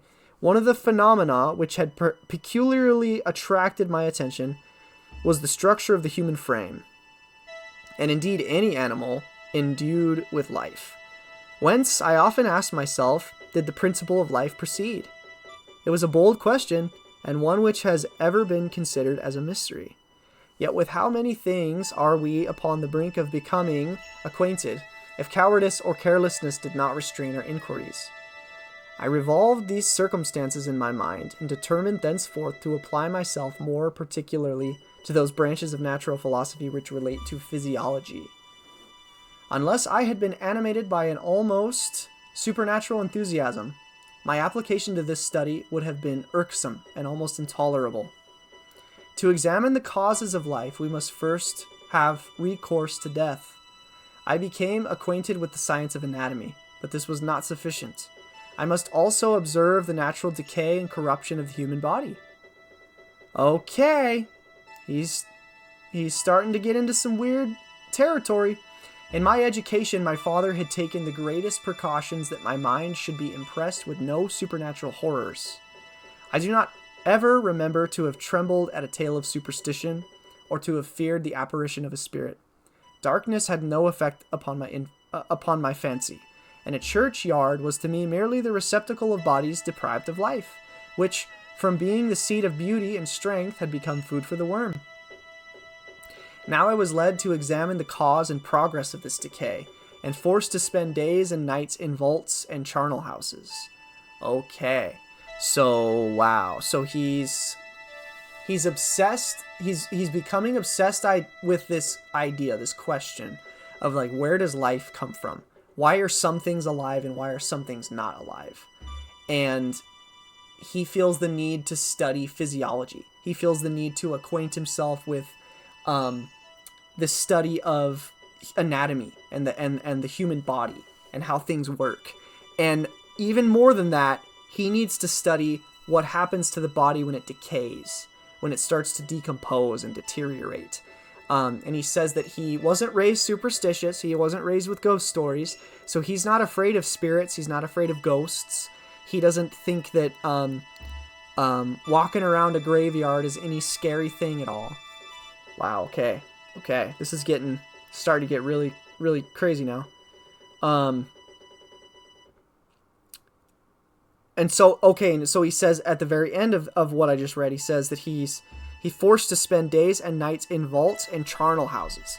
I was going to Google that. What is a charnel house? Charnel house. Charnel house. A building or vault in which corpses or bones are piled. Okay. Yep. So he's saying that he spent a lot of time in vaults and charnel houses. So in like tombs, in crypts, in spending time with dead bodies, in various states of decay. Okay. So he's starting to get a little crazy now. My attention was fixed upon every object, the most insupportable to the delicacy of the human feelings. I saw how the fine form of man was degraded and wasted. I beheld the corruption of death succeed to the blooming cheek of life. I saw how the worm inherited the wonders of the eye and brain. I paused, examining and analyzing all the minutiae of causation, as exemplified in the change from life to death and death to life, until from the midst of this darkness a sudden light broke in upon me. A light so brilliant and wondrous, yet so simple, that while I became dizzy with the immensity of the prospect which it illustrated, I was surprised that among so many men of genius who had directed their inquiries towards the same science, that I alone should be reserved to discover so astonishing a secret. Okay, so all the time he's spending learning about bodies in decay, and he says that he's watching worms consume the eyes and the brains of these dead people while he's studying all of this stuff. There's this secret that dawns on him, and it makes him dizzy, he says. Remember, I am not recording the vision of a madman. Okay, cope. That's copium right there. He's coping hard. I'm not recording the vision of a madman. The sun does not more certainly shine in the heavens than that which I now affirm is true. Okay. So he's saying, as surely as the sun shines in the heavens, what I'm telling you right now is true. Some miracle might have produced it, yet the stages of the discovery were distinct and probable. After days and nights of incredible labor and fatigue, I succeeded in discovering the cause of generation and life. Nay, more, I became myself capable of bestowing animation upon lifeless matter. Okay, so he figured out how to, in his words, bestow animation upon lifeless matter. He figured out the secret to animate the unanimated. Wow. The astonishment which I had at first experienced on this discovery soon gave place to delight and rapture. After so much time spent in painful labor, to arrive at once at the summit of my desires was the most gratifying consummation of my toils. But this discovery was so great and overwhelming that all the steps by which I had been progressively led to it were obliterated, and I beheld only the result. What had been the study and desire of the wisest men since the creation of the world was now within my grasp. Not that, like a magic scene, it all opened upon me at once. The information I had obtained was of a nature rather to direct my endeavors so soon as I should point them towards the object of my search than to exhibit that object already accomplished. I was like the Arabian who had been buried with the dead and found a passage to life, aided only by one glimmering and seemingly ineffectual light. So, this reminds me of the famous quote from Jurassic Park, when Jeff Goldblum says, you know, your scientists were so preoccupied with whether or not they could that they didn't stop to consider whether they should. Yeah, but your scientists were so preoccupied with whether or not they could, they didn't stop to think if they should. You know, bring dinosaurs back to life. So he is just so obsessed with this that he never stopped to think if he should do it. He just was so curious if he could, you know, that he never stopped to think if he should. I see by your eagerness and the wonder and hope which your eyes express, my friend, that you expect to be informed of the secret with which I am acquainted. That cannot be. Listen patiently until the end of my story, and you will easily perceive why I am reserved upon that subject.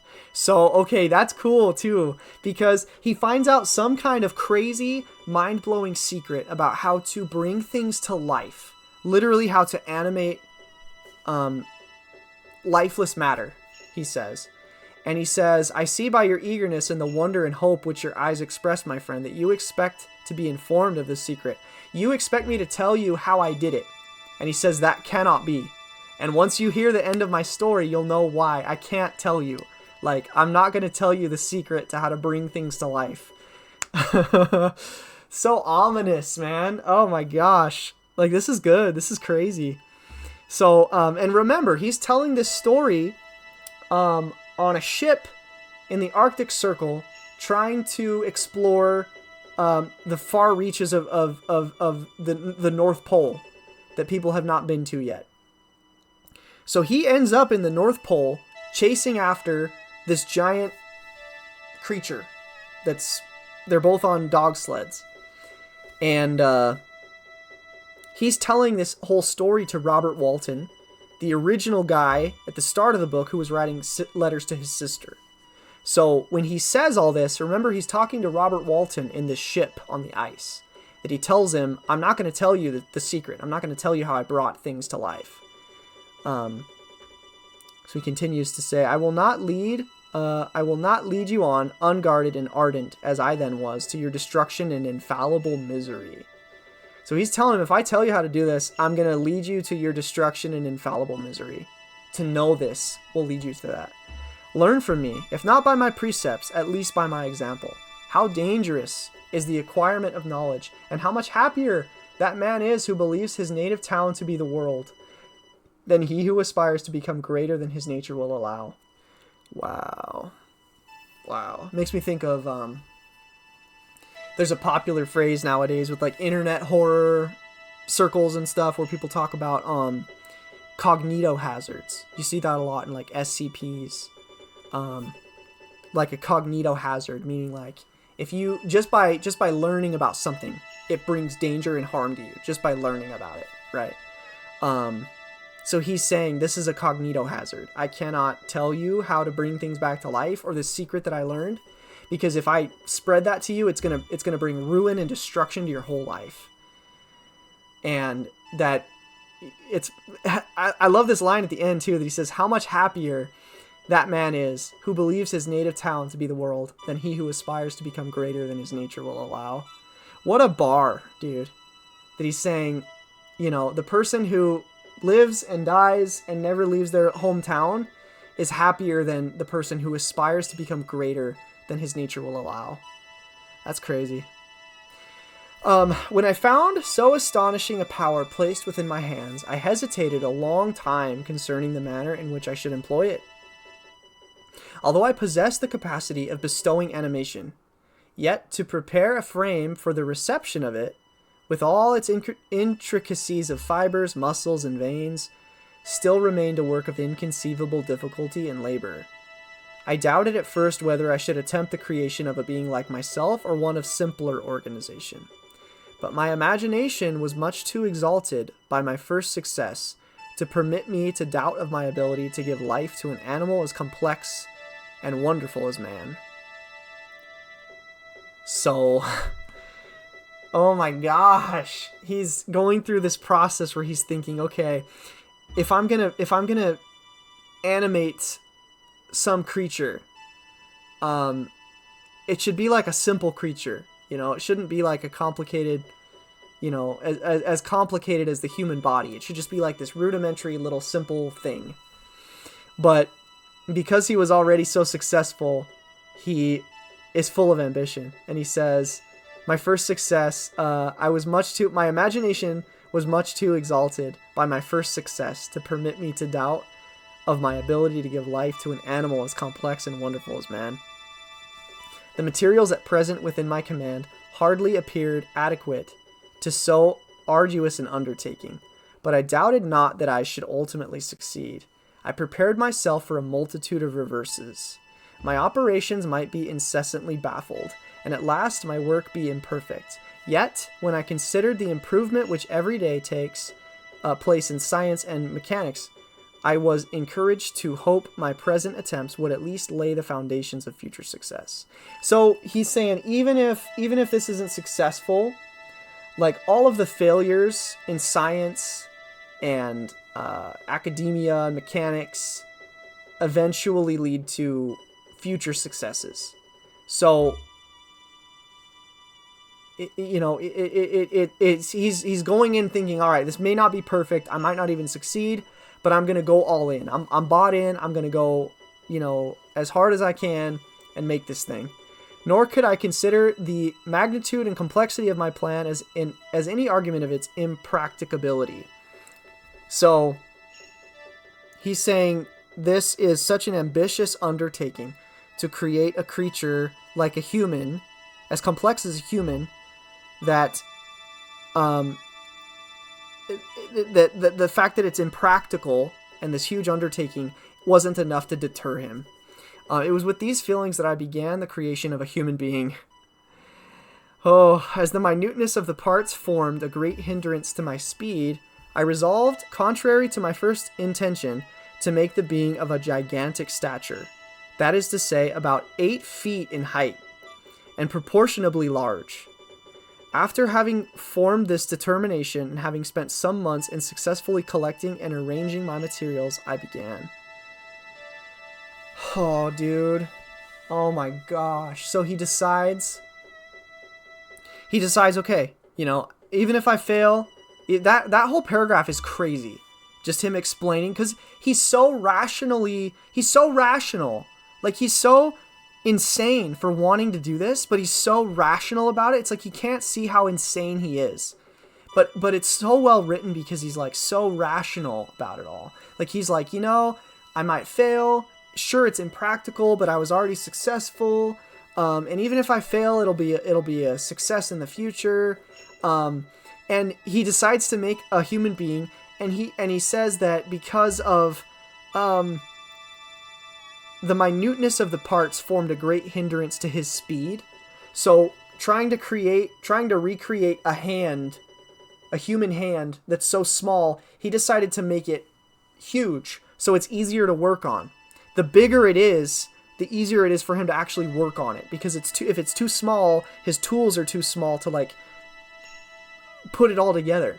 So he starts creating a gigantic creature that's 8 feet tall. Okay, I gotta put up some graphics or something to compare how big that would be, like compared to a person of like average height, like I don't know, like 5'10", 5'11", 6 foot tall. I don't know how that's not average. 6 foot tall is an average height, but what I'm saying is put up some kind of, I don't know. I'm gonna leave that for future editor Cameron to do. So anyway, all right. No one can conceive the variety of feelings which bore me onwards like a hurricane in the first enthusiasm of success. Life and death appeared to me ideal bounds, which I should first break through, and pour a torrent of light into our dark world. A new species would bless me as its creator and source. Dude. So he's like thinking of himself as like a god. Like a new species would bless me as its creator and source. Many happy and excellent natures would owe their being to me. No father could claim the gratitude of his child so completely as I should deserve theirs. Pursuing these reflections, I thought that if I could bestow animation upon lifeless matter, I might in process of time, although I now found it impossible, renew life where death had apparently devoted the body to corruption. Oh, so he's talking about maybe, I feel like that's kind of a reference to his mom dying, that maybe part of his, he's saying if he could bestow animation upon lifeless matter, he might in process of time renew life where death had apparently devoted the body to corruption. So maybe part of his ambition for this and part of his motivation for this is thinking about bringing his mom back to life. How sad is that? These thoughts supported my spirits while I pursued my undertaking with unremitting ardor. My cheek had grown pale with study, and my person had become emaciated with confinement. Sometimes on the very brink of certainty, I failed. Yet still I clung to the hope, which the next day or the next hour might realize. One secret, which I alone possessed, was the hope to which I had dedicated myself, and the moon gazed on my midnight labors, while, with unrelaxed and breathless eagerness, I pursued nature to her hiding places. Who shall conceive the horrors of my secret toil, as I dabbled among the unhallowed damps of the grave, or tortured the living animal to animate the lifeless clay? Bro, so he's digging up graves. He's torturing animals. Oh, don't torture animals, dude. Victor Frankenstein is going to get canceled. We got to cancel him now. He's got to get canceled. My limbs now tremble and my eyes swim with the remembrance. Okay, he regrets it. But then a resistless and almost frantic impulse urged me forward. I seemed to have lost all soul or sensation, but for this one pursuit. It was indeed but a passing trance that only made me feel with renewed acuteness so soon as, the unnatural stimulus ceasing to operate, I had returned to my old habits. I collected bones from charnel houses, and disturbed with profane fingers the tremendous secrets of the human frame in a solitary chamber, or rather cell, at the top of the house, and separated from all the other apartments by a gallery and staircase. I kept my workshop of filthy creation. My eyeballs were starting from their sockets in attending to the details of my employment. The dissecting room and the slaughterhouse furnished many of my materials, and often did my human nature turn with loathing from my occupation, while still urged on by an eagerness which perpetually increased. I brought my work near to a conclusion. So he's taken bits and pieces from the slaughterhouse and from the dissecting room, like from the morgue. Bro. He's getting all these bits and pieces. He's collecting bones from these charnel houses that we looked up earlier, the meaning of that. He's just grabbing bits and pieces, and he's moving them all into this top room of this house that's blocked off so no one else can see. Oh man, imagine the smell. Probably stinks in there. Oh. The summer months passed while I was thus engaged, heart and soul in one pursuit. It was a most beautiful season. Never did the fields bestow a more plentiful harvest, or the vines yield a more luxuriant vintage, but my eyes were insensible to the charms of nature. And the same feelings which made me neglect the scenes around me caused me also to forget those friends who were so many miles absent, and whom I had not seen for so long a time. I knew my silence disquieted them, and I well remembered the words of my father. I know that while you are pleased with yourself, you will think of us with affection, and we shall hear regularly from you. You must pardon me if I regard any interruption in your correspondence as a proof that your other duties are equally neglected. Oh, wow. So his father and all of his people back home are like, okay, you'll stay in touch with us. You'll stay in touch. Meanwhile, he's just absolutely gone crazy, fixated, hyper-focused on this one thing of animating a human corpse. And he's feeling bad because he's neglecting them. I knew well, therefore, what would be my father's feelings, but I could not tear my thoughts from my employment, loathsome in itself, but which had taken an irresistible hold of my imagination. I wished, as it were, to procrastinate all that related to my feelings of affection until that great object, which swallowed up every habit of my nature, should be completed. So he says, I can't talk to my family until I finish this thing. I just have to finish it. I've spent so much time on this. I just need to finish this. And then I can go visit him. I can go talk to him, whatever. I just need to finish this. I then thought that my father would be unjust if he ascribed my neglect to vice or faultiness on my part, but I'm now convinced that he was justified in conceiving that I should not be altogether free from blame. A human being in perfection ought always to preserve a calm and peaceful mind, and never to allow passion or a transitory desire to disturb his tranquility. I agree with that. I do not think that the pursuit of knowledge is an exception to this rule. If the study to which you apply yourself has a tendency to weaken your affections and to destroy your taste for those simple pleasures in which no alloy can possibly mix, then that study is certainly unlawful. That is to say, not befitting the human mind. If this rule were always observed, if no man allowed any pursuit whatsoever to interfere with the tranquility of his domestic affections, Greece had not been enslaved. Caesar would have spared his country. America would have been discovered more gradually, and the empires of Mexico and Peru had not been destroyed. Wow. Wow. That's a really good paragraph. He's saying, you know, you can't let obsessions overcome you. If you let your obsessions drive you and compel you to try to seek some kind of greatness, then it's just gonna throw you off balance. It's just gonna make things worse. He's saying it's the reason Greece was enslaved. It's the reason Caesar did not spare his country. It's the reason America, all the problems of discovering America, with, Columbus and the horrible treatment of the indigenous people, and empires of Mexico and Peru had not been destroyed. That's really cool. It's a really cool paragraph. But I forget that I am moralizing in the most interesting part of my tale, and your looks remind me to proceed. Okay. So I like how he keeps breaking the fourth wall. Well, he's not even the fourth wall. It's like, this is a story within a story, which is really cool. So this story he's telling Robert Walton, and the captain of the ship in the Arctic. So he keeps reminding us.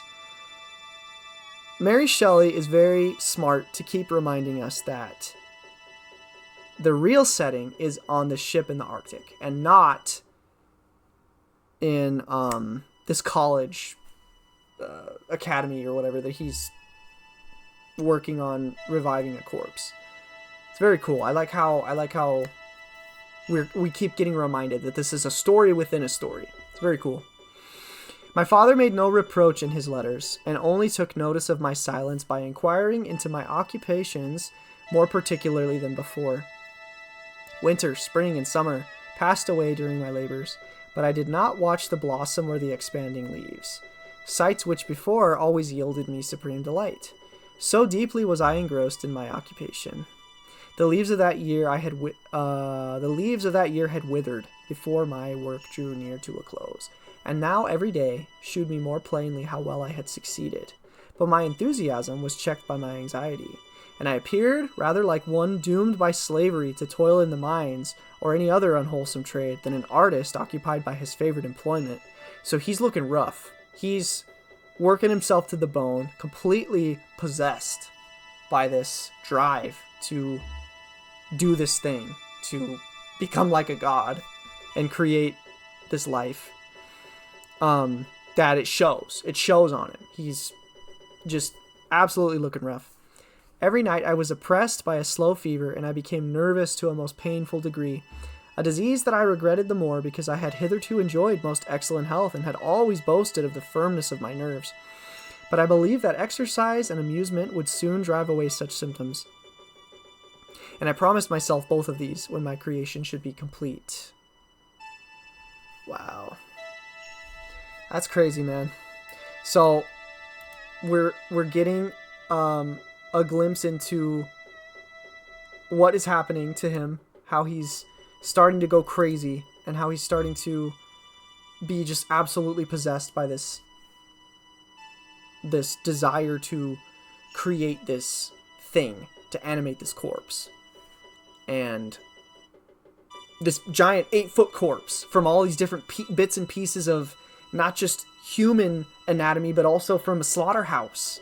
Like, he's taking bits and pieces from all these different animal carcasses and stuff to create this giant 8-foot man that he's going to create from dead inanimate tissue. That's crazy, man. And I mean, yeah, like we're describing Frankenstein. It's like, duh, right? Like, we know the monster, the Frankenstein monster. We know he's like this dead thing that Victor Frankenstein brings to life. But just the way it's described here is so raw and so... It's just cool. It's just so cool. I think we're going to leave off on this chapter. That's where we're going to have to end for today. We're going to leave it on a cliffhanger. I'm going to leave you wanting more. And next time we'll get into... I'm reading a little bit ahead into the next chapter. And I'll leave it up here so you guys can kind of read into it a little bit too. But I'm reading into the next chapter, and we're getting into some pretty crazy stuff. We're going to actually see the birth of Frankenstein here. Of the monster, I mean. See, I mix them up too. I conflate them as well. The doctor is Frankenstein, and the monster is the monster. We're getting a little bit of a description. Okay, all right, well, I hope you enjoyed that. I hope that was entertaining. I hope it was as fun as the first one. Certainly better audio quality, I hope, because I'm using the microphone, the good microphone. Hello. Anyway, all right. RIP headphone listeners. All right, I'm just rambling. See you next week. I'm out of here. Bye.